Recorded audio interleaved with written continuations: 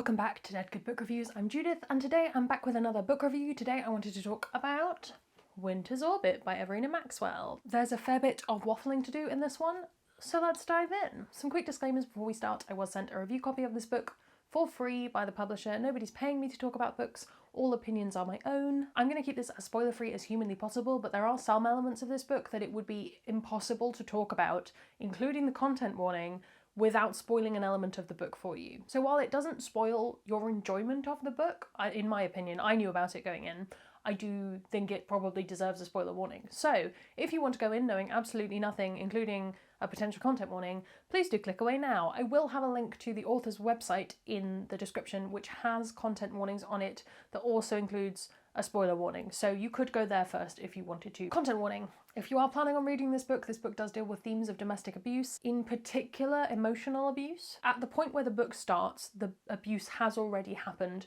but we do still see some elements of it in kind of like a reminiscing kind of way. So there are descriptions, and also obviously you're seeing a lot of it through that character's eyes, which can be quite difficult. In my opinion, this is a book that handles that content really well, but if that's something you really just don't want to read at all, I can understand you wanting to miss this one. Personally, I think I enjoy a story like this much more if I have a heads up that that's coming and I can kind of get some mental resilience on. I'd like to shout out Asha, who I will link below, who was that person for me who went, hey, heads up, this book has that in it.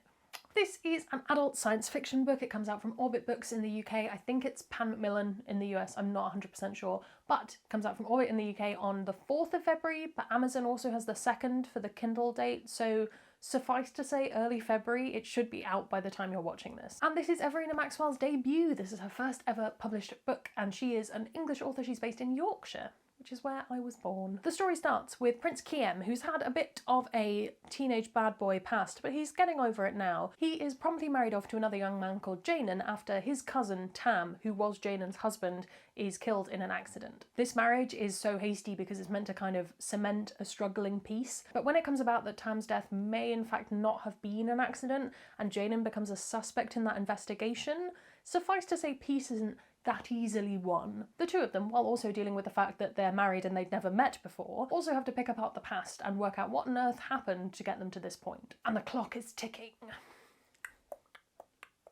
I really like the world that this book is set in. I mean that in kind of both a small scale and a larger scale sense. I tend to prefer sci-fi books that are set on planets, and I think I've read fewer of them, which is interesting. I blame the fact that I am asthmatic, and the idea of being in an environment where the air can suddenly be taken away really freaks me out. So it's nice to read a book that primarily takes place on a planet. There's some space stuff too, but mostly we're talking about planet. And the planet is very, very cold. It's partly why this book's called Winter's Orbit. And this planet has this kind of very snowy sense. You can't really go outside without a coat on. It's that level of coldness. There's a lot to do with adjusting to climate in this book, and there's some really cool wildlife, a lot of which will be named after wildlife you're familiar with, but not look anything like it. And that's one of the things that's really good about this book, is you get Jainan's experience of this world alongside Kiem's, who's kind of a bit jaded to it or a bit familiar with it. I liked those world building details. I don't think this is a heavy world building book in terms of the geography and the climate. Most of the world building is in the politics and the cultural things. I suppose intergalactic relations as opposed to international relations, that kind of thing. Those who have been around for a while will know that I tend to struggle with politics in books. I tend to forget who is allied with who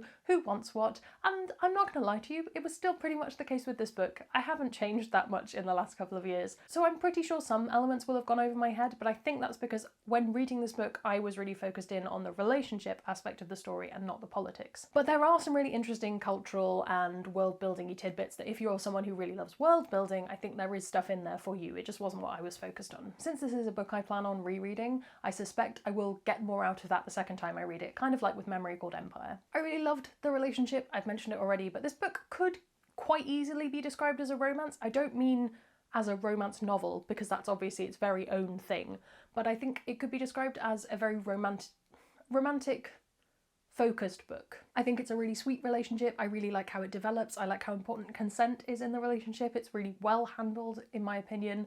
This dealing with the residual trauma of abuse is really important as part of the story, and I think the book writes that very well, as I mentioned when I was talking about content warnings. What I will say is that I can say all of that, and I can say I really loved this relationship. I thought it was really nice. I'd love to hear a male perspective on this, because obviously this is an MLM love story, and I think that there is trend, a problematic thing. I don't know how you would word it. I don't think fetishizing is the word I want in this context, but almost like patronizing or infantilizing these kind of relationships and being like, oh, my small beans, how will they cope? And I don't know if that's a positive thing to have.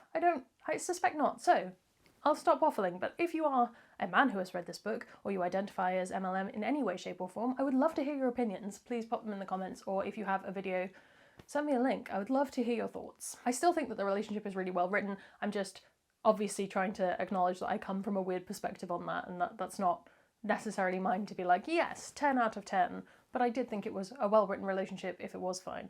I'm waffling, but do you know what I mean? Like, I'm trying not to, yeah. I think Everina Maxwell manages to balance the romantic plotline, the mystery elements, and the politics all really well, to the point where all of them were things I was interested in finding out how they went. Obviously, I was more interested in the romance, but I was still kept engaged by the other elements of the plot too. The book feels really tense, the tension is up in a really good way, and it's definitely a book where once I started it, I really didn't want to stop reading, which is a very, very good thing for the book, and a less good thing for me, a person who works full-time, who started this book on a work day.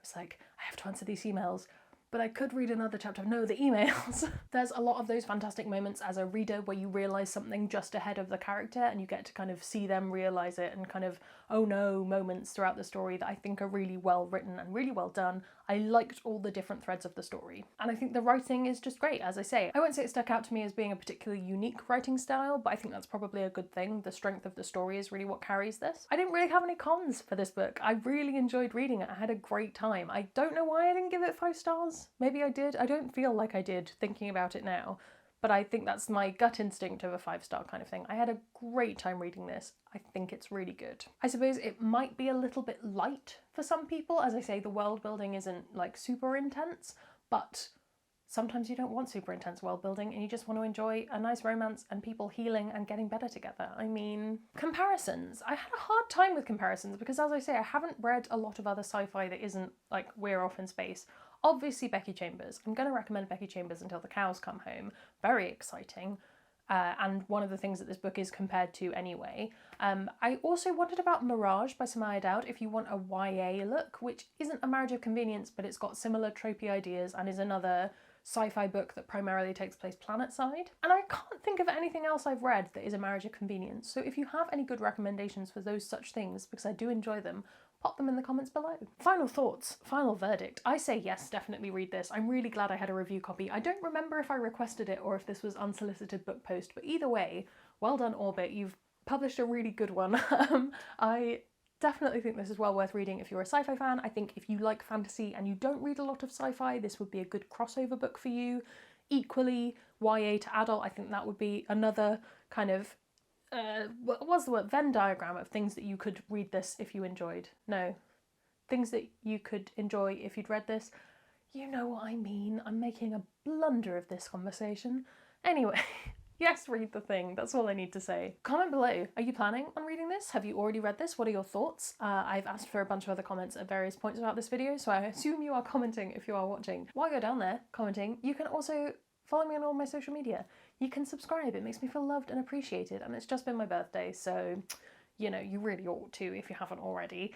That's all from me, and I will see you in the next one. There's gonna be some bloopers now. That being said, I just mean in terms of my own, I'm not saying,